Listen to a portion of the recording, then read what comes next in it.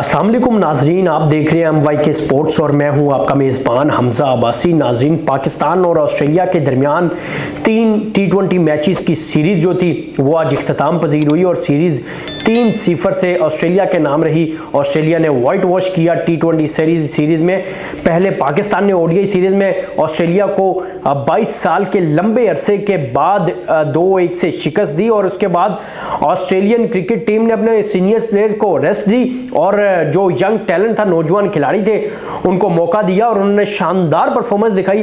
पहला T20 match जो कि 7 ओवर्स के खेल पर मुश्तमिल हुआ गाबा स्टेडियम में, ब्रिस्बेन का जो गाबा स्टेडियम है, और वहां पर 7 ओवर्स में 93 रन ऑस्ट्रेलिया ने बनाए और पाकिस्तान जो है वो ना चेस कर पाया। और उसके बाद दूसरा T20 मैच जो है वो खेला गया, उसमें ऑस्ट्रेलिया ने जो है पाकिस्तान को 149 रन का हदफ दिया और वो भी पाकिस्तान नहीं चेस कर पाया। फिर तीसरा T20 मैच आज होबार्ट तस्मानिया में खेला गया और उसमें जो है वो पाकिस्तान क्रिकेट टीम ने बहुत ही मायूस कुन परफॉर्मेंस दिखाई। 117 रन बनाकर पूरी पाकिस्तानी टीम आउट हो गई। बाबर आजम 41 रन बनाकर टॉप स्कोर रहे और जबकि आज कप्तान जो थे वो मोहम्मद रिजवान की जगह सलमान अली आगा को कप्तानी दी गई थी, लेकिन सलमान अली आगा वनडे सीरीज में तो खैर नहीं कुछ कर सके, लेकिन T20 सीरीज में भी फ्लॉप नजर आए। हालांकि टेस्ट में बड़ी अच्छी परफॉर्मेंस दिखाते सलमान अली आगा, लेकिन T20 में फ्लॉप नजर आए हमें। आज कप्तान भी थे, फिर भी 1 रन बनाकर आरन हार्डी का शिकार हुए और बाबर आजम के अलावा कोई भी खिलाड़ी स्कोर ना कर सका और स्पेंसर जॉनसन, बार्लेट और जो उनके नेथन एलिस है, तीनों ने तबाहकुन बॉलिंग की और एडम ज़म्पा ने आज फिर बाबर आजम को आउट किया। इससे कबल भी बाबर आजम को एडम ज़म्पा जो है वो 4 मरतबा वाइट बॉल में आउट कर चुके हैं और जवाब में जो ऑस्ट्रेलियन बैटिंग थी उन्होंने अपना हदफ जो है वो 52 गेंदों से कबल जो है वो अपना हदफ चेस किया और बासानी उन्होंने मैच जीता और सीरीज 3-0 से अपने नाम की। अब यहाँ पर बात करेंगे आज, क्योंकि आकिब जावेद जो है उनको भी पाकिस्तान क्रिकेट टीम का वाइट बॉल कोच अपॉइंट किया गया है चैंपियंस ट्रॉफी तक, और क्योंकि उनकी क़यादत में पहली असाइनमेंट इंग्लैंड के खिलाफ 2 आखिरी टेस्ट मैचेस थे जो हमने जीते और सीरीज भी जीती। फिर उसके बाद जैसन गिलिस्पी को अबूरी हेड कोच वाइट बॉल का मुकर्रर किया गया था और जैसन गिलिस्पी की क़यादत में हमने जो है वो ODI सीरीज 22 साल के लंबे अरसे के बाद जीती और एडलेड में हमने जिस तरह से 28 साल के बाद ODI मैच जीता, बड़ी अच्छी परफॉर्मेंस रही। लेकिन T20 में वही सूरत हाल, उस्मान खान को भी बेशतर मौके दिए गए। इसके अलावा साहबजादा फरहान डोमेस्टिक में बड़ा अच्छा परफॉर्म करते हैं, लेकिन पता तब चलता है जब आप अवे द कंडीशंस जाके खेलते हैं और 3 मरतबा सीरीज में उनको तीनों मैचेस में मौका दिया, लेकिन तीनों मरतबा वो कुछ ना कर सके। उसके अलावा अगर बात करें हम बाबर आजम की, तो बाबर आजम की भी जो वाइट बॉल की फॉर्म है वो कुछ खासी नहीं है, क्योंकि आज भी 28 बॉलों पर 41 रन सिर्फ बना सके और 41 रन बनाने के बाद एडम ज़म्पा ने उनको बॉल्ड किया। और साथ ही साथ अगर बॉलिंग की बात करें तो हमारे शाहीन शाह अफरीदी और हारिस रऊफ और नसीम शाह जो 3 पाकिस्तान के प्रीमियम फास्ट बॉलर हैं, उन तीनों की काफ़ी धुलाई ऑस्ट्रेलियन बल्लेबाजों ने की T20 सीरीज में खासकर।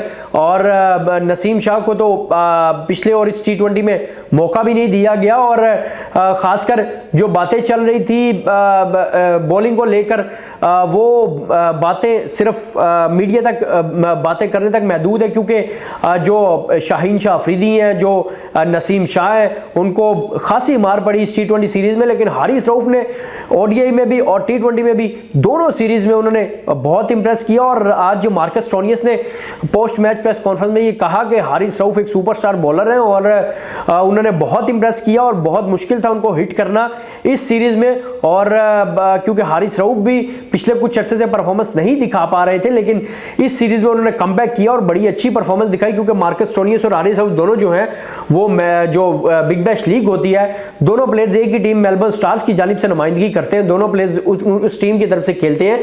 अब जो पाकिस्तान का अगला टूर है, अगली असाइनमेंट है, जिम्बाब्वे के अगेंस्ट व्हाइट बॉल सीरीज है, साउथ अफ्रीका के अगेंस्ट हमने red ball white ball series खेलनी है और फिर वेस्ट इंडीज के खिलाफ भी हमने रेड बॉल सीरीज खेलनी है। लेकिन चैंपियंस ट्रॉफी से कबल तैयारी का बड़ा अच्छा मौका, लेकिन रिजवान की क़यादत में खैर ODI सीरीज तो हम जीत गए, लेकिन T20 में वही परफॉर्मेंस पाकिस्तान की टीम की बरकरार है।